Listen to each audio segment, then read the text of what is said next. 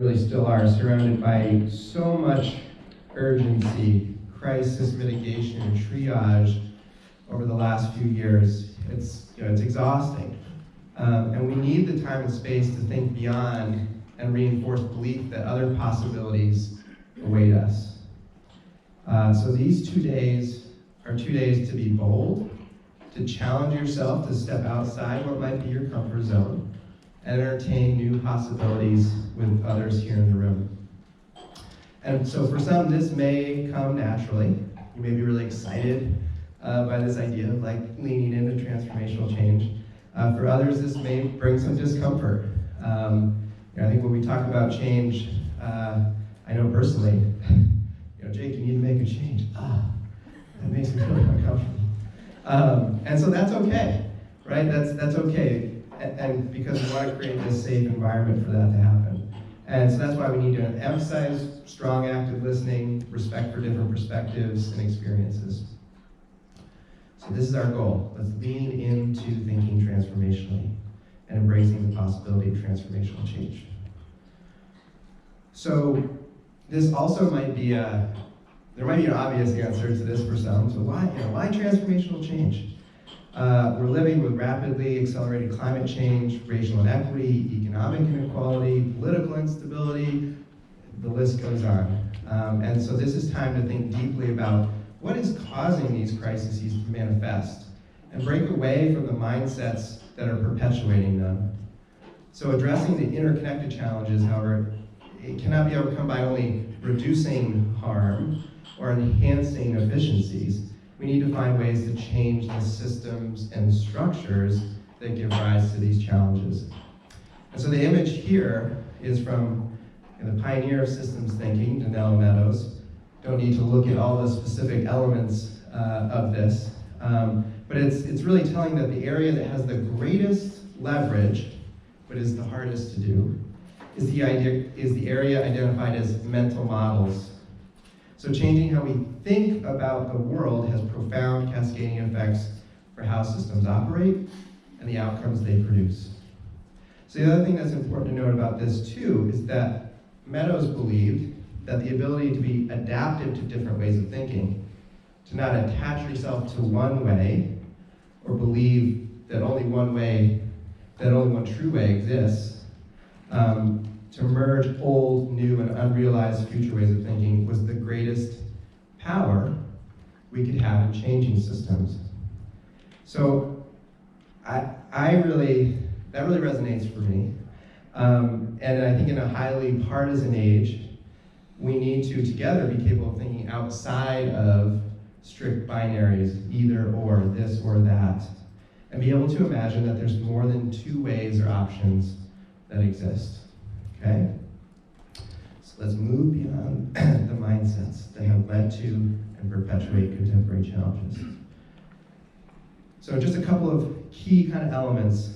So the basic definition is transformational change is a fundamental change to the structure, function, and purpose of a system that happens over time.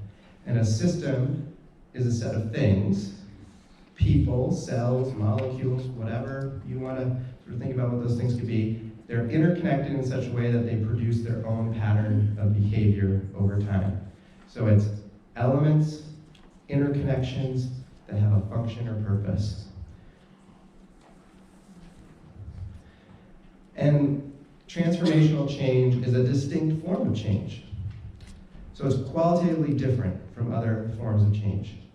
So that's, I mentioned, it's different from an adjustment or a reform, which generally focus on reducing a harm or incrementally improving the current way of doing things.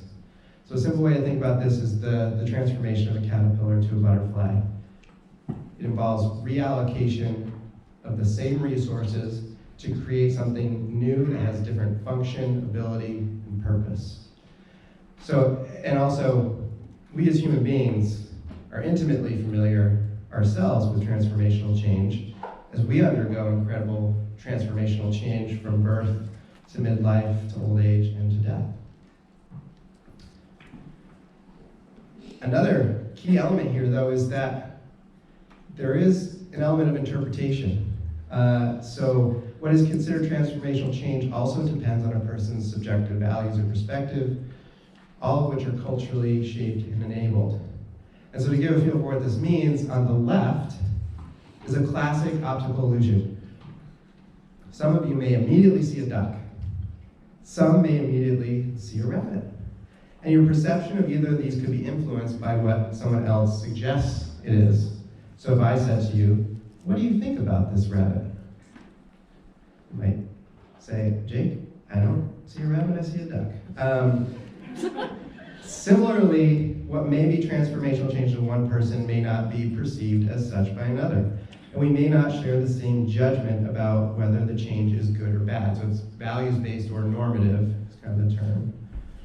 And so the image on the right is the change from a tractor in the 50s to a more technologically advanced tractor today. Some may see this as a transformational change, and one for the better. With the technological change, that technological transformation from one to the other, incredible efficiencies have been gained, and more people can be fed with affordable food. Oh, skipping ahead.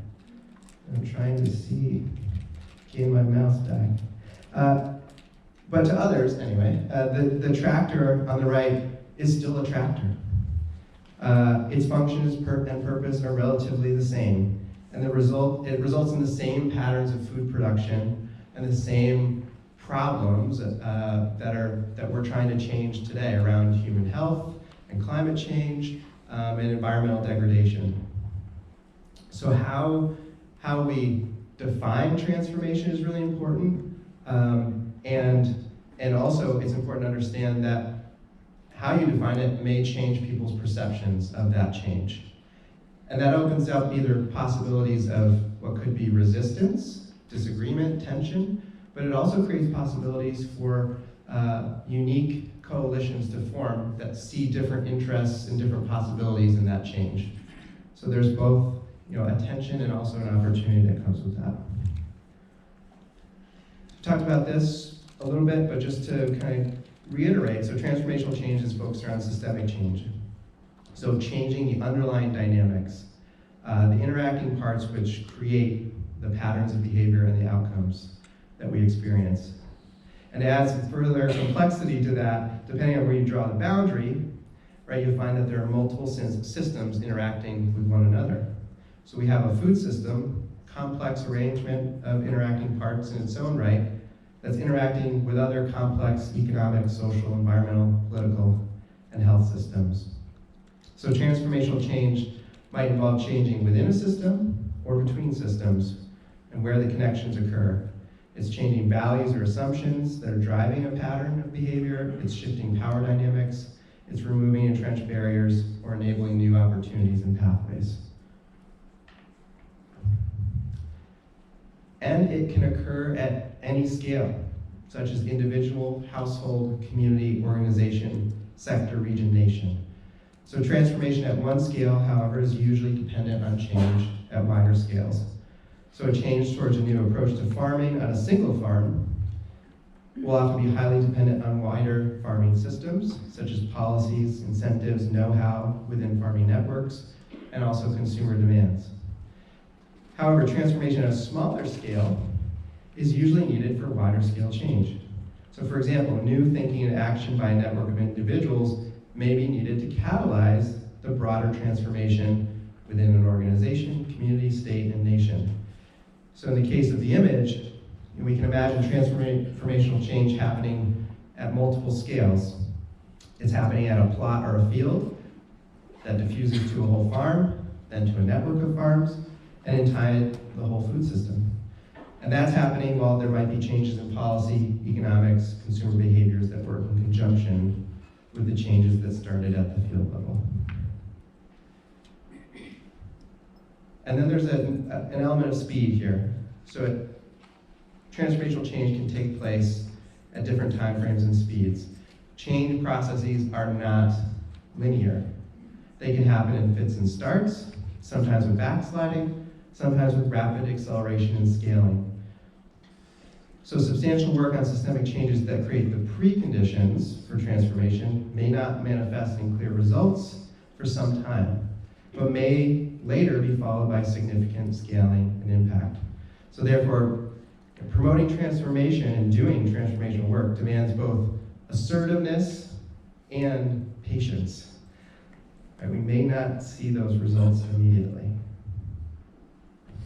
And lastly, transformational change is not only what happens out in the world, but as we kind of previewed in the start, it's what happens within ourselves. So there's a growing body of research that emphasizes the importance of inner transformations to enable outer social transformations. Without inner transformations, outer system transformations are unlikely to occur.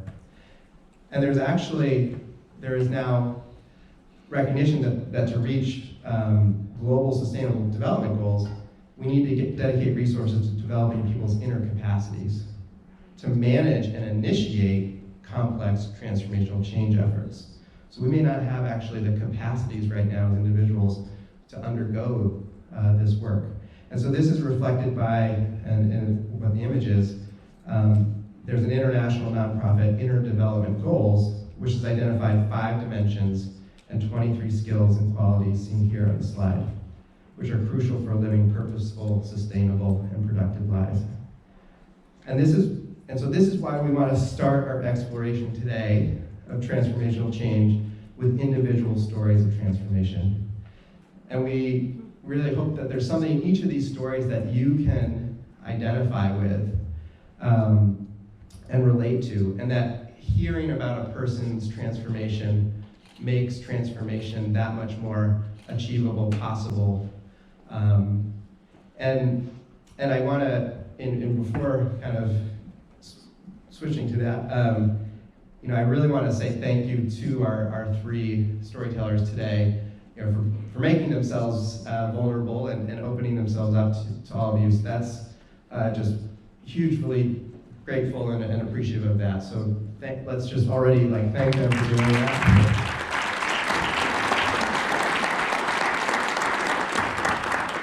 And the very last thing I'll say about that too is that we might be having some difficult conversations today about social change, and I think having people be vulnerable and opening themselves up creates a tone, right? Of don't be afraid to share your story in the day, and that we want to hear that, because that's an important element of also talking about these big social transformations.